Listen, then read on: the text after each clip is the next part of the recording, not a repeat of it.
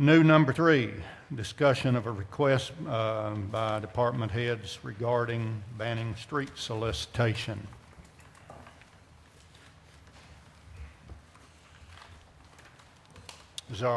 Are there any questions in regard to that? Let me, Motion to adopt. okay, What are we adopting? Yeah, that's what I want to know. Banning street solicitation I deal. don't see what. it's a discussion, it's a discussion at this That is- point. I thought we were ready to make a motion. You don't have Well, I don't see nothing to make a motion on. Good point.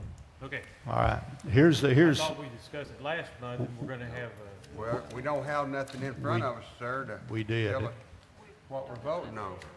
Just discuss. We're not at a point to discuss yet, okay? What exactly are we talking about Well, banning? There's several different things here, and I'll share what our police chief gave to me earlier. During the past year, there were 74 reports to police department about street solicitation. Of those, 30, close to 50%, were people in the roadways that were blocking the roadway. The primary concerns were the legitimacy also of those who were soliciting and the safety of the solicitor and the safety of the person who was being solicited by the street vendors or solicitors. This is not a popular item, and it causes issues for people who are legitimately trying to get donations in the city, who work and are active in the city for various causes and reasons. Where the issue generally comes into place is when we've got people from out of town who come and attempt to solicit in our roadways. And the issue is people stepping out in the roadways. According to our regulations, they are supposed to stay beyond the right-of-way and not step out into the streets, which makes it almost impossible, and that is on state highways and whatnot. But that's where most of these solicitations come.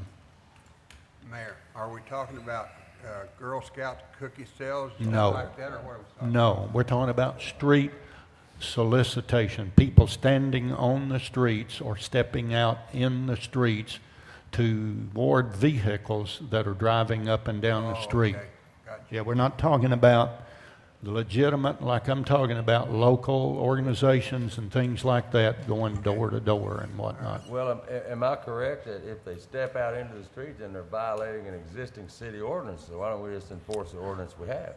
What we would like to do is just ban that. They can get a permit to do that. The problem is trying to enforce that whenever there's people up and down the streets constantly. Well, I'm going to have to agree with you. That's very dangerous.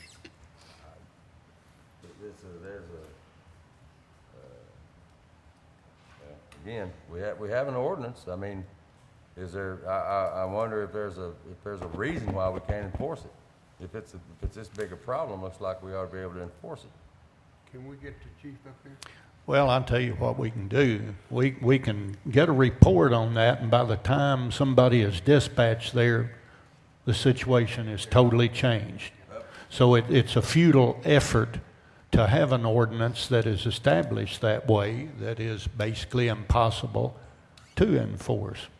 So you're saying we need to just abolish it? It's my recommendation that we change the ordinance just to ban street solicitation like that. Is this what the police department recommend? Chief Humphrey, would you like to address that question? We discussed this at a department head meeting about 2 months ago. Yes. Where's Brian? Brian, he can add to what I'm saying if he needs to. Our primary concern is the safety of the people that's doing the solicitations. There's two things. One, their safety and the safety of those people that are driving the cars. What we find is that people will get out into traffic no matter if we have an ordinance or not. They're stepping out into traffic as people are driving. The state has outlawed it on state and U.S. highways. So Highway 7 and Highway 64 in Russellville is against the law to solicit in those streets. So the people are using city streets, primarily Parkway and some of the other ones, the large thoroughfare streets. And they're stepping out into traffic and they're creating an alarm to those people driving, and I won't say strong arm tactics, but to some degree, yes.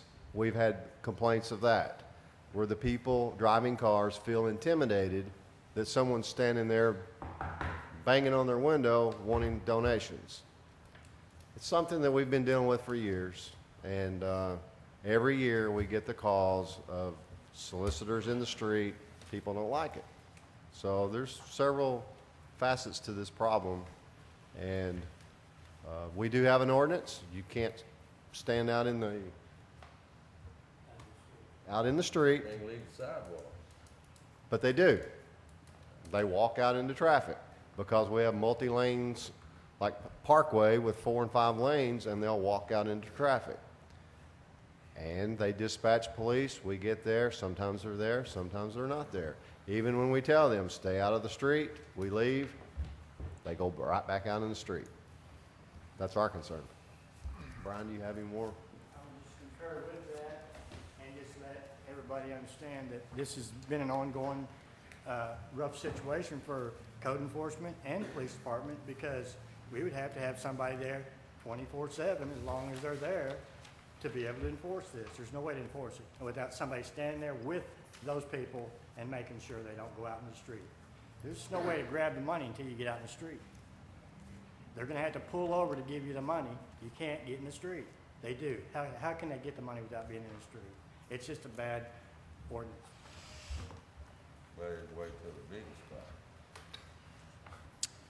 So, in regard to this discussion, what we're recommending is that we redo that ordinance to make it to where that's not acceptable. Mayor, I'd like for you to bring this ordinance back to us next month. All right? Any other discussion while we're I'd like to on the see- subject? Were we talking about just abolishing it, just getting rid of it? Yes. Okay, yes. Okay. All right, good. All right, thank you.